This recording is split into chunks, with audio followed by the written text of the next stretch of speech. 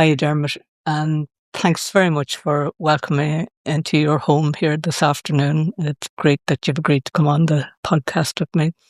So, to introduce you to our visitors, can you tell me a little bit about yourself, where you live, where you're from originally, where you're living now, and what is it you're up to these days? Well, my name is Dermot Devlin. I'm originally from Greencastle in County Tyrone, so I'm up there sort of right in the heart of it all, as I like to say. Yeah. But I spend a lot of my time now living in Killyclogher, just outside of Omagh. I work part-time for a company called Omagh Enterprise, but my passionate work is working on disabled rights and advocacy across Ireland, the UK and parts of Europe. Okay. And does your part-time work with Omagh Enterprise Company is a couple of days a week, or how does that work? Or Well, it's part-time, so I do half a day every day, 4 days a week, and I work most of it at home. Yeah. One day off at 1 day a week. Okay. And then what's your passionate interest? Can you just expand a little bit more about that? Because I really don't know anything about it. So describe to me what it involves. But for anybody that's watching, quite obviously I'm a disabled person, so I'm 3 foot tall and I use a powered wheelchair.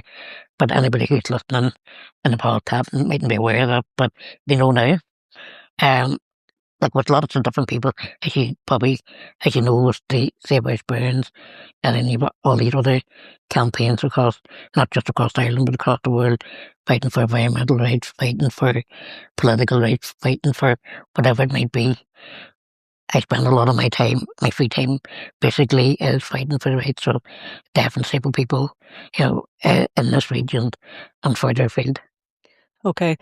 And do you find there's much solidarity? Well, okay, there's within your own group of people, and then outside of that, would you get solidarity, say, from the likes of environmental organisations, or is there much crisscrossing or cross-pollination even? There was a lot of crisscross, particularly with the anti-poverty movement and the trade unions here, because a lot of disabled people are sort of, because of our nature and our circumstances, not all the case, but the high population are pushed into poverty. And that's what is, as you say, cross-pollination when it comes to the anti-poverty movement.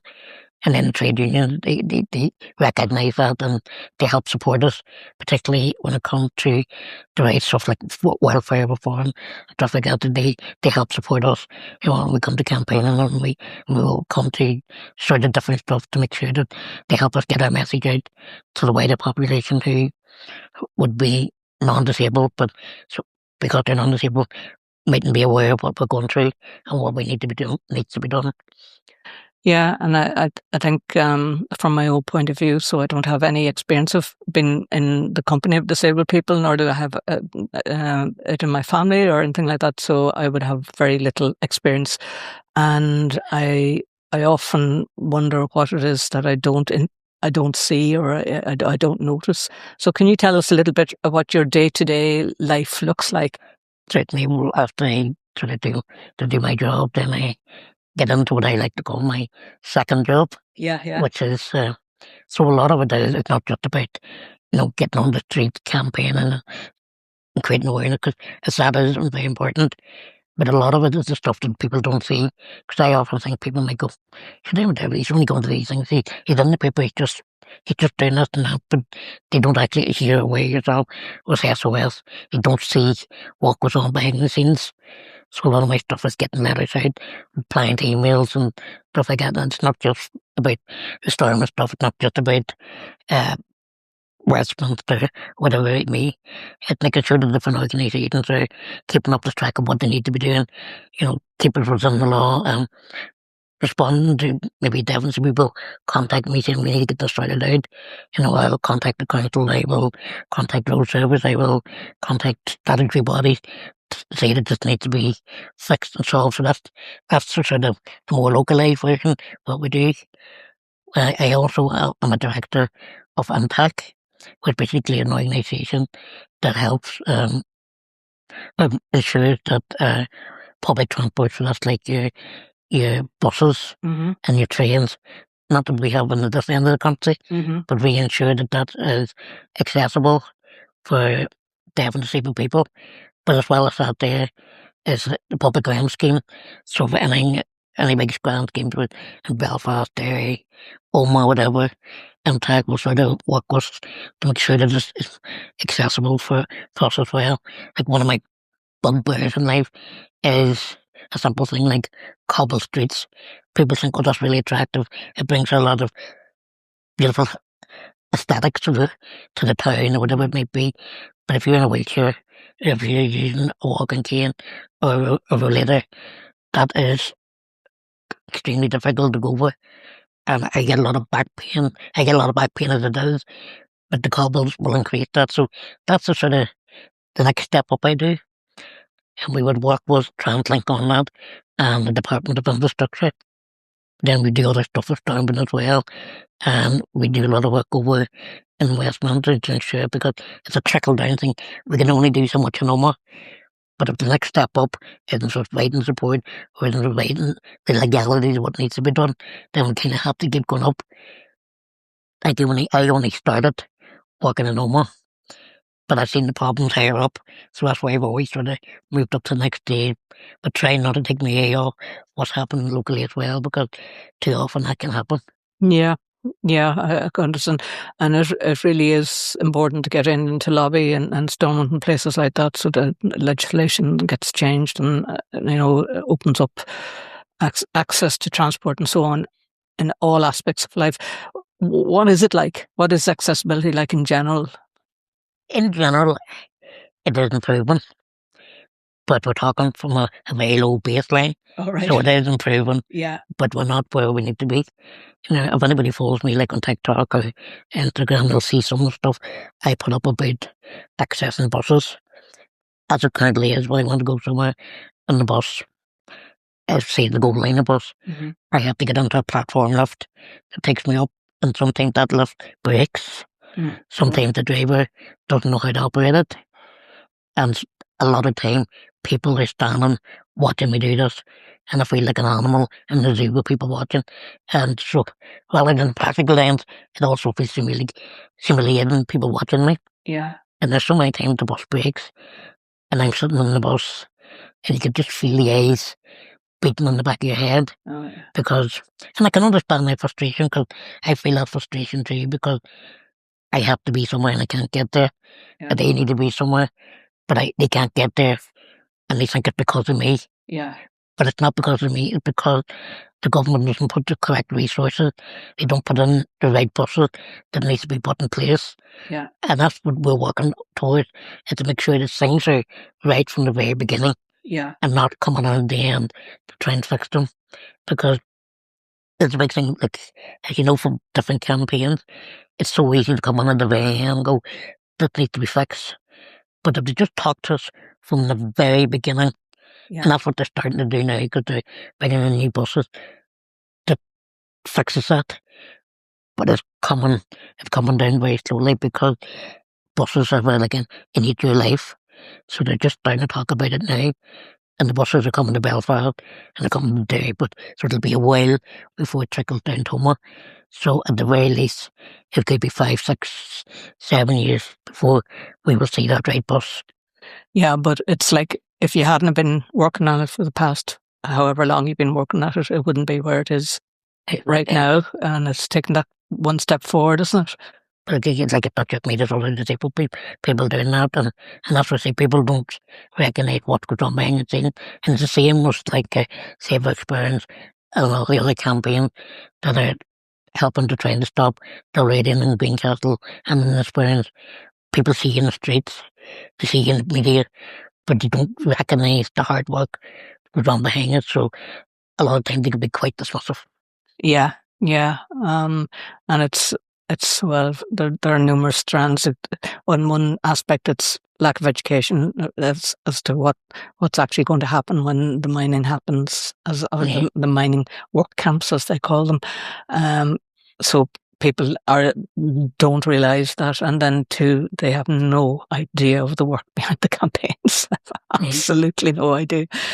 And Yeah, but so it's what we choose to be at, and well, I've dedicated my life to it now, and similarly, you've dedicated your life to what it is that you're up to in the world, and there are many like us around the place, and Well, I think a key most important is, it is very important to get out there and campaign to create awareness, but you also have to have the people as well working on the legislation, find out what the laws is, yes, find out how it can be stopped using legality, because standing in the streets, as great as it is to create awareness and let people know what's happening in Greencastle, let people know what's happening in the Sperrin, but the government, that doesn't matter to them. What matters to them is the law, and they will try in any way to get around the law. That's right. So if you study up hard and find out exactly how you can stop them legally, that is the key to do it. Yeah, it is. Use the law to win, or use the law to break the law, whichever side you're doing it. Like that's one of the key things we're trying to do here in the North, is bring in the legislation from the United Nations, because the UNCRPD, which is basically an international law that protects deaf and disabled people. Now the North don't recognise it. The UK have it, but they're not implementing it properly. Of course. So that's typical. Yeah. But that's one of the things, that's what took me over to the United Nations 2 years ago, is try and get this embedded, because there's no point telling no more this needs to be done. They'll not do it unless legally they have to do it. Yeah. It's the same as Stormont, they will not do it unless legally they have to do it. Yeah. And Westminster won't do it unless they legally have to do it. So that's why, like myself and a lot of other people, the 70 people from across the North here and the UK, have been working really, really hard behind the scenes to get this implemented and try and get as many parties behind us as we can, because when we get this embedded, it's not going to solve all the problems, but at least it'll give us a legal framework to work on. Yeah. Which is probably way to our system quite hard at the moment. Yeah. With all that's going on in the world, it's it's a bit like the Sisyphus, was it the Greek god? He kept rolling the ball uphill or a stone uphill, and you feel that, and probably we feel it as well, But as we say, if we weren't doing what we were doing, there would be a mind there, So it's somebody has to stand up and say, actually, let's look at this differently, and are there other things we could be at instead of could we do it differently, And so long as there's people doing that in the world, I think there's good hope in the world. Huh?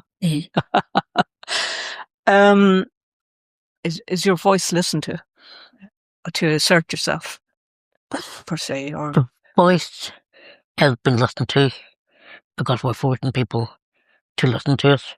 Yeah. But the key thing is as well, you really do have to shout and be heard, because there's a lot of consultations I'm involved in. And sometimes I kind of wonder why, because I think some people feel the same. This is a tick box exercise. We talk to them. And that's all they need to do. Yeah. I've actually seen a certain minister say this in the past, that they spoke to when technically they didn't.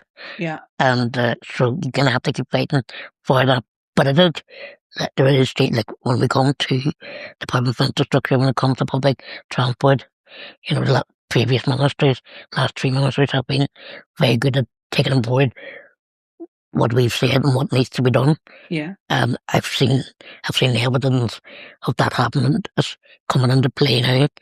I should say, the buses we require are starting slowly to be phased out, and you won't come on. But as I say, it's a decade thing. It's not going to be like a new fleet coming on overnight. Yeah. But then there's a lot of cases you have to keep reminding people that, we're here, we need to be heard. There's a mantra when it comes to disabled people, when they're coming to talk about, when they want to talk about disabled rights, and whether it's in Stormont or whether it's Westminster, they tend to talk for us and don't even consult us. So we would normally say nothing about us without us. because whatever you say, it's never going to be right. Right. Because you need to talk to people with the lived experience, people that live with the problems, and people that can tell you what needs to be done. Because for somebody who's non-disabled, they will have these ideas of, oh, this will fix it. Yeah. But I've got the life experience. Yeah, yeah. Other people, like Tony O'Reilly and Derry, have the life experience. You know, June Bass and Moira have the life experience. They say, that's not going to work. This is what's going to work. This needs to fix the problem. And it's starting to happen, but not as much as we would like it or need it to be. Yeah, yeah. Does it make you frustrated sometimes? It can be, to the point, last year, I kind of burnt myself out because I wasn't working at work. I was working in this and I hadn't had a holiday in a couple of years. In fact, people told me, but you've been in London, you've been in Switzerland, you've been in Dublin. I'm like, no. I was actually working there. Yeah. So I didn't get much time off. Or that night, one night, to go for a quick drink. But other than that, just work. Then I completely burnt out and I just had to step back for 6-7 months. Otherwise, it could have a serious impact on your mental well-being. Yeah, yeah. So that can be quite frustrating, and you could feel like walking away because of your frustration. Mm-hmm. But you know you can't, because if I walk away, somebody else walks away, and another person walks away, who's going to be there to fight for it? That's right. And the governments will get their way. That's right. And that's what they're trying to do now. They'll take the easiest, cheapest route. Exactly, because you've got the welfare cuts coming in. You've got the assisted dying act going through the UK. We can see what's happening there. Yeah. Because at the moment, they're saying that it's face stringent laws. You can't get it unless you're terminally ill with 6 months left. But we've seen that law coming in different countries, particularly Canada. But then when something comes in, as you know yourself, the law gets lax. They bring in new sort of stuff. Even before it had become a law, it's gone through the House of Lords at the moment. One of the things that they have embedded in it, that could only be signed off by a high judge court. So only they could say this person is allowed to get this permission. Yeah. Now, even before it got voted in the House, even before it got to the House of Lords, that was dropped. Okay. So that's a warning saying they're already dropping it, and it hasn't even come in yet. Right. And so when you put that against welfare reforms, cutting the benefits of a lot of disabled people, particularly those with mental health issues, and you heard about the issues, and saying that you can't have this money unless you go to work. And a lot of people can't go to work because of their physical disabilities, learning disabilities, or sensory disabilities. Then the only way that they can get out of poverty is for assisted dying. And people laugh and go, that's silly. But the people that are laughing and saying that to me are non-disabled people. But every single disabled person goes to me, yeah, we can see that. So we see. And that's why we need the lived experience in there, because we know what's happening. We can see it coming 10 years in the future. Yeah. Because we know what's come, we know what we've left. Yeah. And they want to drag us back to that. Yeah, no, definitely want to. Sobering times, huh? Yeah. So it occurs to me, speaking to you, we often feel that we are misrepresented and misunderstood, and really right through this campaign, folk have tried to paint it one way or the other, or it's that's the Nationalist Unionist thing, or that's something else, or they're just greenies or whatever, the derogatory, not giving it the importance, because it's a shift from the norm. You've folk living in taking the normal life, and then you get folk like yourself or like ourselves or whatever, and we stand up and say, actually, no, we need to do it differently. And then it's facing, and you just said it yourself earlier on in this discussion, then with that comes the criticism from people on the street. Actually, what are those ones doing? Sure, wouldn't it be great to get money out of the gold or whatever, or to create jobs, and that's as far as the thinking goes, So there's quite a lot of parallels between where you are and where we are. And then, of course, you've come from Greencastle yourself. You're born and reared there. And I'm sure growing up there, you had an appreciation of the hills around you and just the stark beauty of the place. Oh, definitely. When you're young, you don't really appreciate it as much as you should. But still, it was an amazing place to go up to, particularly in the 80s, maybe not as much now, was the way the world turning, but you could leave the house in the morning and not come back to night time, even me as a disabled person. Yeah. And your mother and father wouldn't worry because it was a safe place to be. Yeah. Everybody knew everybody. Yeah. The scenery was wonderful, beautiful. And it's fair, there's a lot of stuff could change. Yeah. Particularly was industrialisation coming on.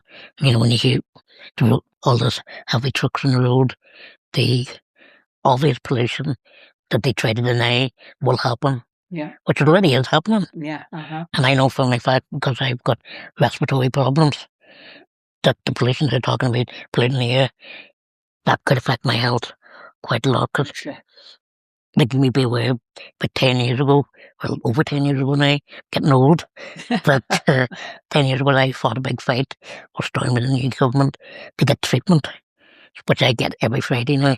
And that helps me sort of regulate my breathing and make sure that I'm not struggling to breathe anymore. Yeah. And I've got a better quality of life as a result of it. Uh-huh.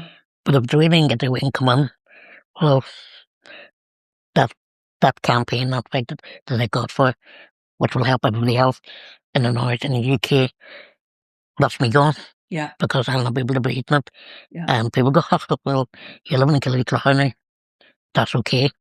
But I'm like, Killycrow not that far up the road. If you don't think there's a environmental disaster, it's going to stop at the Party Boys. It will not. It will go down further. That's right. Yeah. But I've still got family and friends in Greencastle. Like, I'm up there all the time. People think I'm practically living there. Yeah. And I'm up there that often. Yeah. So they can get on there. I will never be able to go back to Greencastle for my own health. Yeah, yeah. I don't know if you heard recently, we had Pat and Nuala Gagan on the podcast from Limerick, and they live beside the Auchnish aluminium processing. Well, it's actually 5 miles away. Mm-hmm. And Pat has desperate breathing problems, and he wasn't born a disabled man, or he's disabled now for sure, but it's exactly because of the chemicals blowing around in the air up there, and they're just blowing off the mine waste tailings heap, and plus out the chimneys as well, because they're burning stuff in the chimneys. But and it's the exact same chemicals, and they talk about when a couple of times the red dust from the Sahara has been blown. This red aluminium dust is also blown at the same time, coincidentally. And that dust, one day some years ago, Pat received a phone call, and it was a farmer up in Donegal, and he was 100 miles away or whatever, and his 4 or 5 calves had died on the farm, and they said, listen, these calves are covered in red dust. And he says, do you know anything about this? And Pat was saying, no. He says, that'll be the dust out of Auchnish aluminium. And then they rang the department. That particular farm rang the department. The department came up and took the calves away, so there's no evidence. It's just, so I would be very concerned if I had breathing problems, and I'm sure you know plenty of people around the place. Oh, definitely, and that's sort of re-improve emphasize what I mean by people think that this is a Greencastle problem. It's not. Yeah. Greencastle is the playground for it to get it started. Yeah. But even if it was just Greencastle and they got no further, that is not going to be sticking to the parish, won't even be sticking to the council. It will go further afield, because if them dust come all the way up to Donegal, how far could the biggest gold mine in Europe reach? Yeah. Yeah, that's and the prevailing winds coming from the southwest, just spreading all across the whole of the north, so it's If it gets into the water system, they don't kill you. That collect every water system in Ireland. that's right. So it's not a green kettle problem. Yeah. Even if it was, I would still fight against it. But we have to stop it now, because once they get in here, it's like anything else, they will just start moving out. And we've already seen them, the vans up in different places, seeing what options there are. Yeah. So, yeah. So come here, do you see any parallels between what you're navigating and what the communities are facing in the Sperrins? Between your own community, yeah, disabled community. Yeah. I think it's quite difficult to get heard sometimes. I think one of the main parallels I see is possibly the frustrations that we both feel. We find that we come into the conversation and all about it, even if we're going into inquiry now in a few weeks' time, or I'm not sure when it comes in relation to when this be broadcast, that the decision is already made. And it's very hard to fight against that narrative. In the disabled community, like I spent a lot of work with many other people with the disability strategy. But then, as we know, Stormont went down, and then when it came back up again, there was a new minister. The new minister decided to do away with all the work we done, even though it was 2 years, which made me very angry and remained frustrated. Mm-hmm. But the new minister decided, well, didn't need it anymore. He'll just do it the way he thinks without any compensation. So you probably seen me online the last while shouting about the department, shouting about the disability strategy, because they haven't consulted any disabled person regarding it. And as a result, it's not delivering anything that needs to be done.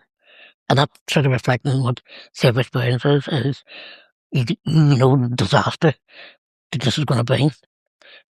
But you also have that gut feeling that the decision has been made. So you're just fighting against that now. It's basically what we're doing, is fighting against that decision. And all of that, we needed to be brought in at the very beginning to say that this is what needs to be done. This is what the safety needs to be done for disabled people. This is how it's help us live our lives the best we can. And we do live good lives, and we know me. I enjoy myself. But that's me. Somebody else is a disabled person would have a different experience of life. So it's no point just having me involved. You need all sorts of different voices of different disabled people to get a collective view of what's happening. And to bring us in at the very end, go away. This is the appear to be consultation just to see if they're happy. No, we're not happy. Well, work's done. The work's done now. So we're constantly fighting against that, and that's what you should do in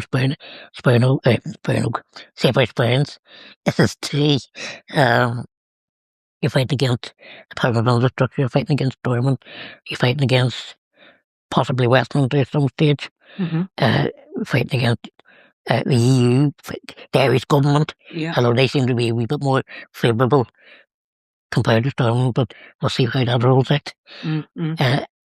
And the biggest battle is fighting against the Iranian themselves, and all their investors in the US and in Canada. But we should have been involved in that in the very beginning, because a lot more could have been. Now it's all gone. Nothing can be done about it. Like when you talk about cyanide, talk about the UK dumping their nuclear waste in the Sperrins once the radium moves out, because that's a nice big hole for them for the winter. It's not, you know what I mean? It's absolutely disgusting. It just shows you what respect to have for us here. We don't matter. We're just a bunch of bloody culties in the mountain. We're not equal to people in Belfast. We're not equal to people in London. We're just disposable people. And that's how a lot of disabled people feel, that we are disposable. particularly now with the assisted dying act coming down very quickly. Yeah. It does look like they're just keeping to kill them off, but we can't say that. We'll coerce them into it by taking their money away, forcing them into work without giving them the resources to get to work, but to be able to work. And so the frustrations are there, but you cannot give up to the very last day and keep going after that as well, because it's a fight that will go on forever. Like I said, I come on and do this.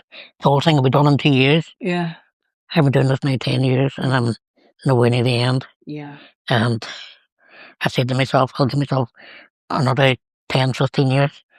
But I know people in their 70s still working, and I'll probably be doing the same, because the people I work with have been in this game for 30 years. Yeah. And the government has constantly let them down.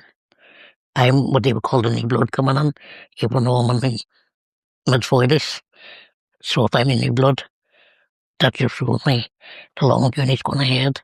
Yeah. And unfortunately, that's what's going to be happening for people in Greencastle and in Spine Mines. It's not going to be a battle won at the public inquiry. No, it It's is not. going to go on. Yeah. Yeah. And that's a big parallel I see. Take a change in legislation, because if for some when we win the public inquiry, and they'll ready and go away, there will be sure as anything another company coming down the road And try the same thing in 10 or 15 years time or 5 years time. But that what infuriates me, like the Department of Infrastructure and Department of Infrastructure and Finance, they could just stop. Don't give them the mining license. That's right. Don't give them industrial licenses. Yeah. And I think that's an important thing you need to look at, rather than stopping the way they are now. Yeah. And do stop them now. But make sure that it can't happen in 15 or 20 years' time. Make sure the legislation is brought in That's that right. they can. Because to bring it in for fracking, Yeah. Yeah. it's just good for gold mining, zinc mining, whatever mining needs to be done, because we have to protect our land, not just for us, but for the future. And that's what I'm doing for disabled people. It's probably too late for me to fix everything that I needed fixed. And it'll probably be too late for me to fix what I need in the future, because it's going to take a long time to get there. So I'm not fixing it for me, and any disabled person that I know is working on it aren't fixing it for themselves either. Yeah. We're fixing it for the next generation coming up to make sure that their lives a lot easier. And I can see that in say Whispering too. It's not for the people living in Greencastle now. It's for the children and grandchildren coming behind. Yeah, that's right. And there was a time in the world when slaves didn't have rights, or women didn't have the vote. And it would have been seen as an incredible thing to change those things. But it's only by the work that countless people did back then that I've evoked today, and that people who were born to slavery and were generations of slavery, that their ancestors or their children going forward are now free, and that's only because somebody decided they were going to try and do something about it. So, and I would say, as I said beginning, you can't give up and stop that fight, because the way the world turning to now at the moment, you see in America and parts of Europe, if we let them, they will bring us back to that. That's right. So you need to, it's a fight where environmental, disabled rights, or the rights of slavery and women's rights and whatever other sort of rights as well. Just because you want it, you haven't really won it. You just have to stand strong, because you give them, maybe not 10 years, but if we give them another generation, they will come back. Yeah. And that's what they're doing now. Yeah. So stand strong in Greencastle and Spine for gold mine, and I'll try and stand strong with my community of disabled people, deaf and disabled people, to get right, because it's a fight we'll never end. Yeah. But we will win it. Yeah. Yeah. Just keep on keeping on. Let's move on the conversation a bit. What do you think we get wrong about what we value as a society? I think the world got too materialistic, and and I'm guilty of it myself. I'm not going to pretend I'm a peers and anything like that. Or any of us, for goodness sake. Yeah, because I don't want anybody watching this and going, hold on a minute. Yeah. But I think we put too much value about what's out there, and we don't really think about what's on here or what's in our immediate environment. I'm not just talking environment as in environment, but just what surrounds us. Yeah. You know, because I know people, they can tell you what's happening in America, can tell you what's happening in Iran, can tell you what's happening anywhere in the world. Half of what's happening in the council wouldn't have a clue. That's right. And they couldn't even tell you what your cousin's up to. Couldn't tell you what even your brother's up to, your sister's up to. But they could tell you what's happening around the world. And I think we still need to get behind what's going on, but we still have to know what's going on around us as well. And again, I go to Comic Con and I enjoy the life and meeting sort of people that I'm fans of. But that's last wee while that's starting to shift to me. Still enjoy meeting a lot of people, but we do put a lot of idolization in people. And when you see what's coming out about some of them now, you know, like what's in the BBC or what's happening on Epstein Island and P. Diddy and all that stuff, it just, you know, you might love that celebrity, but you don't know them. Yeah. Yeah. It's we're in a sad place. Man is in a sad place, and I really believe myself it's what's going on in the world right now is a battle for the spirit of humanity, and folk keep making a stand for what it is that you believe in, and that's the best any of us can do, really, isn't it? Yeah. That's it. And hope like you can't push it on anybody else, but just say, be careful. Yeah. Because, you know, I mean, they might look nice, but it's like, could be wolf walking on your door. Yeah. And I think I've mentioned this in the past podcast. Some of the indigenous native folk and down in South Africa speak about this would have been going past. I think it was the San people. They speak about the rising of the big man, and so if a hunter comes home carrying a big dead deer or whatever, they will actually tease him and saying he's no good a hunter. What did you bring that home for? Sure, nobody could eat that. It's only rotten out meat or whatever, so that he doesn't get above his station. And they tease him and tease him and tease him. But we have allowed to get people to get bigger and the big men and whatever, and it is an awful lot. There are beautiful men in the world, but there's an awful lot of men have got away with themselves, or they, you know, it's just that's upsetting when you see some of the stuff's going on. Like, yeah.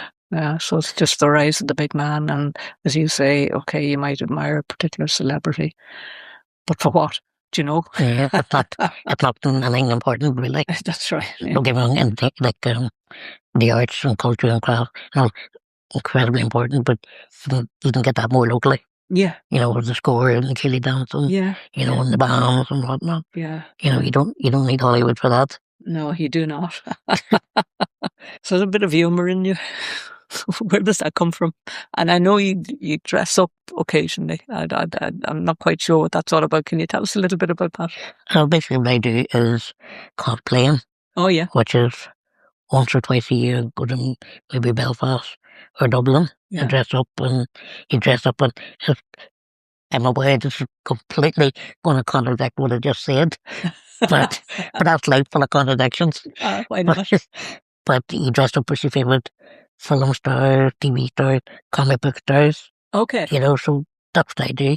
And there's a whole community of people that do that? Or? Oh, they come from all over. Really? It's absolutely fantastic. Like, I mean, it's not big anytime it's in Belfast, anytime in Dublin. It makes the TV. You know, because it's on the news, like, who are these people and all. Like, if you went past the convention centre in Dublin and convention in cosplay day, you will just see a sea of people. And when I dress up, I kind of lead into my disability. Yeah. You know, making it part of what it is. You know, so a friend of mine, Will Comby Boma, he builds the costume around the wheelchair, and then I get a costume built for myself. Right. So it's like, for one thing that I did, which actually was one of my favourites, was Tyrion Lannister from Game of Thrones. Right. I don't know if you're familiar with the show. Yeah, I remember a few. Yeah, but Well, Tyrion Lannister was the dwarf from that okay, episode. So okay, I just thought, if we're going to do anybody, him, and I like to name him to my disability. right. So I read that all, and my cousin then built the big iron throne that fitted to the back of the wheelchair. So I drove about Dublin with the iron throne, and it's just all built into me. Brilliant. And I think it's also, as I find it, it's a great icebreaker as well, because while when it comes to disabled people and disabled rights, things are starting to improve.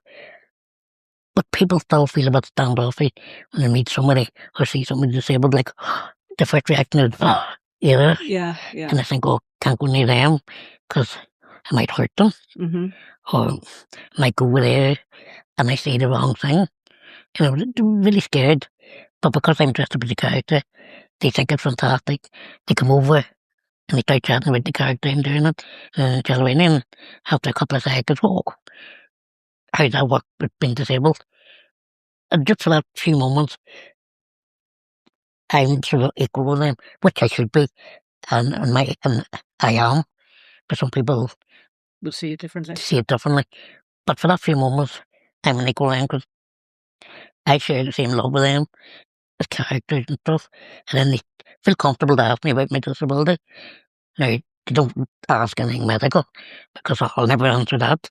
Yeah, sure. But they were like, oh, how do you manage that? And, oh, that wheelchair's good. What all that type of question? 100% down. And we go, oh, like you're 3 foot tall. Does that restrict how you get on? And I say, well, what restricts me is the environment around me, not actually me being 3 foot tall. So they go, but so they walk away and they have an appreciation of what it's like to meet somebody who's disabled.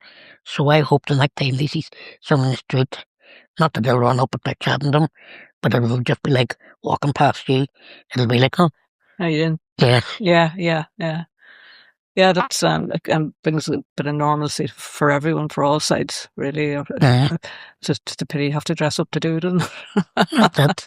But if it's a bit of, it's enjoyable and well, it's a way to bit of banter and and a bit of crack, And like I've kept in touch with a lot of these people now, and for them I'm just down with part of crack.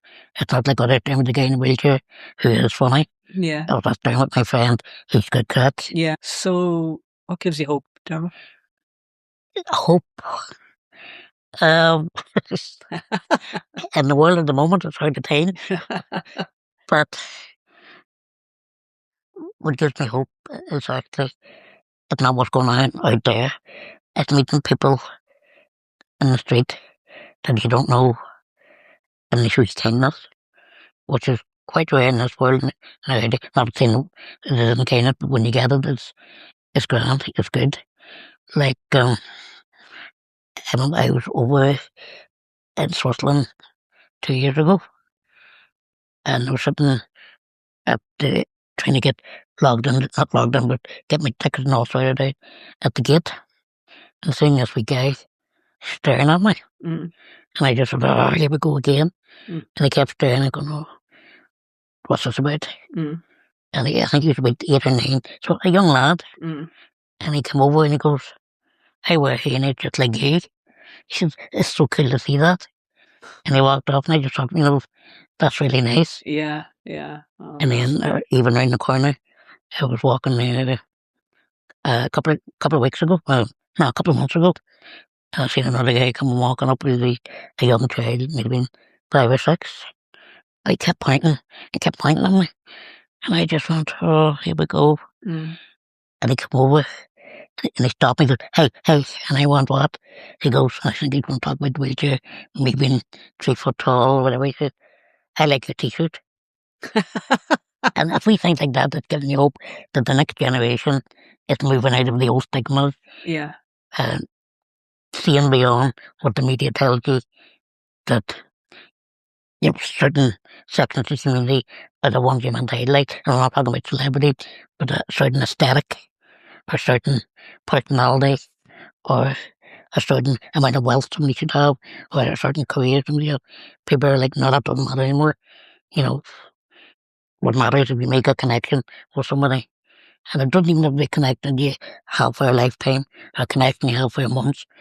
Even if it's a 2-minute connection like I had over the road, just because someone likes my t-shirts, to me that was giving me hope that they're not listening to what they should be doing. They're listening to what is right. Yeah, what's coming from their heart. Yeah. And what keeps you going when it'd be very easy not to? Pardon? What keeps you going?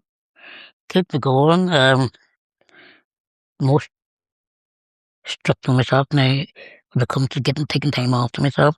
So, see, from a Friday to a Sunday, I will do absolutely nothing when it comes to my job.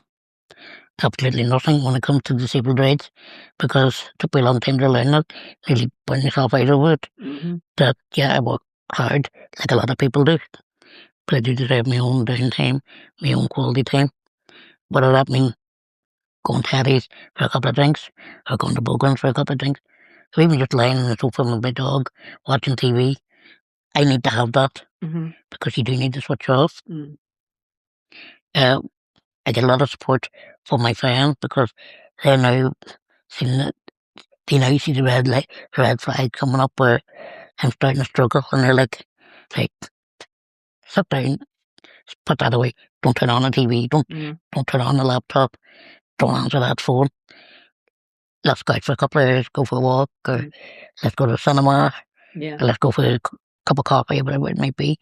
So that's great. And then, obviously, above all that is my family.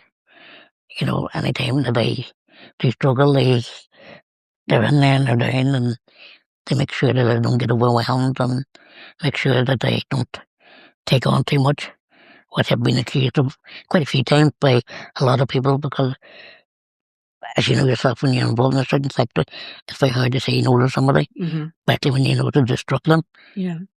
But they always remind me that if you struggle, you can't help anybody.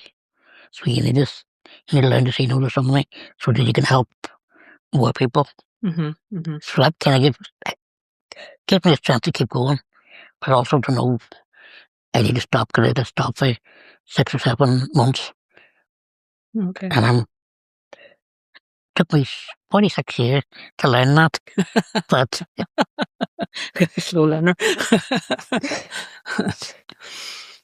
I think on that note, we'll call it a day on this, and thanks a million for chatting to me, and very much appreciate your support for the campaign. And thank you very much. And hopefully there'll be lots more cross-pollination between us all. And a lot more successes too. Nice. Thank you.